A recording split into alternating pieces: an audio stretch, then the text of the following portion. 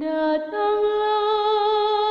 ya Tuhan dan selamatkanlah kami. Salve Sobat Asmika Nusantara. Gimana kabar sobat sekalian?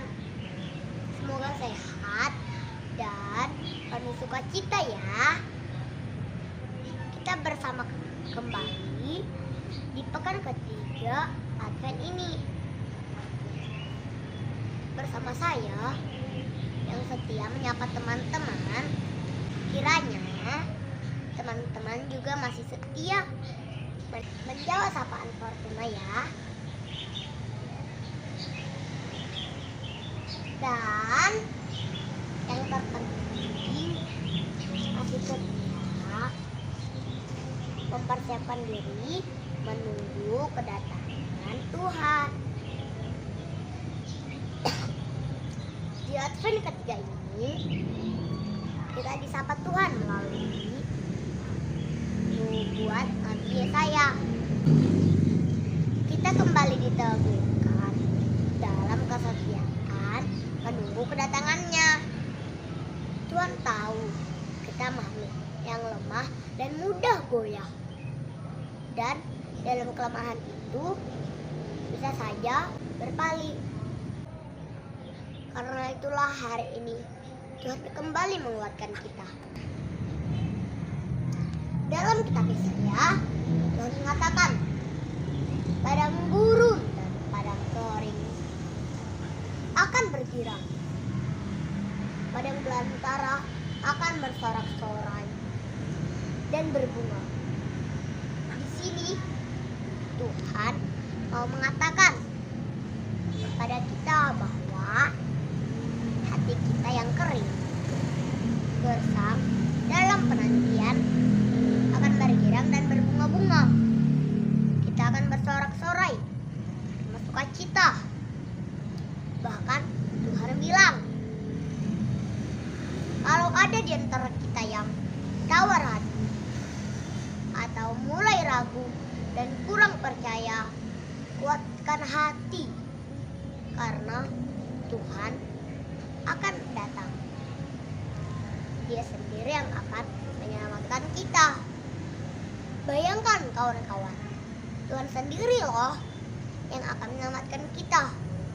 Makanya ayo bangkit, ayo semangat, jangan kasih kendor. Karena pada saat itu yang buta akan menjadi melihat, yang tuli akan mendengar, dan yang bisu akan bersorak-sorai.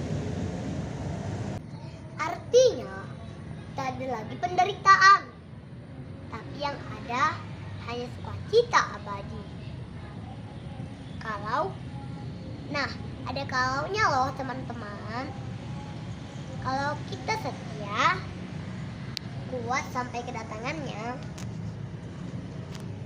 artinya gak boleh setengah jalan. Contohnya, kalau kita ke sekolah, kalau kita mau ke sekolah, kita harus bangun tidur, lalu mandi, kemudian berpakaian, selanjutnya sarapan, kemudian berangkat ke sekolah. Dan sampainya di sekolah, kita belajar. Itu baru namanya sampai ke sekolah. Tapi kalau kita hanya sampai sarapan, lalu tidur lagi, kan artinya kita tidak sampai ke sekolah. Itulah kalau setengah jalan, hingga kita tidak sampai ke tujuan. Kan teman-teman, begitu juga nanti kedatangan Tuhan. Kita harus setia sampai Tuhan datang. Oke? Semangat ya. Setia kawan-kawan. Kawan-kawan, bagaimana sapaan Tuhan dalam Injil hari ini? Kawan-kawan ingat Yohanes Pembaptis yang membaptis orang Yudea, Yerusalem, dan Yordania dan menegur orang Farisi dan orang Saduki, Yohanes Pembaptis ini akhirnya dipenjara loh kawan-kawan. Tapi walaupun dipenjara, Yohanes Pembaptis tidak menyerah. Dia tetap setia kepada Tuhan. Yohanes menyuruh murid-muridnya bertanya kepada Yesus,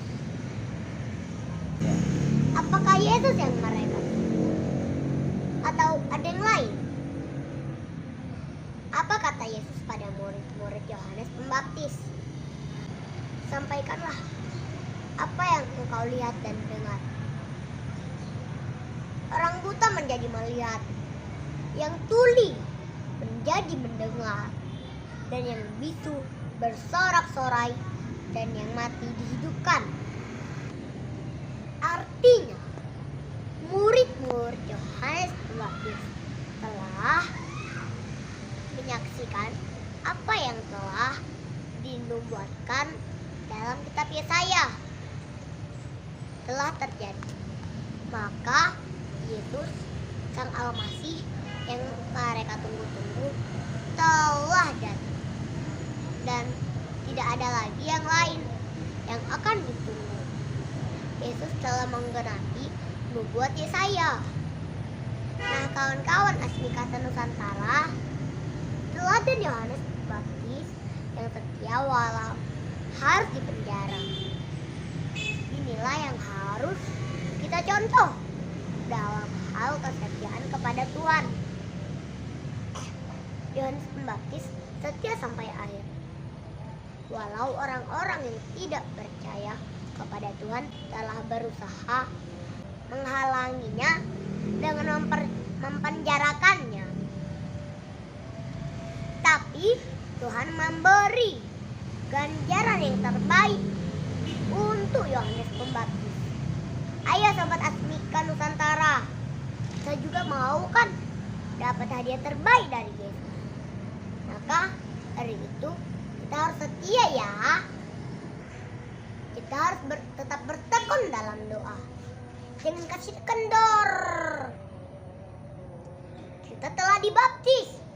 Artinya kita punya kewajiban mewartakan kabar sukacita Allah.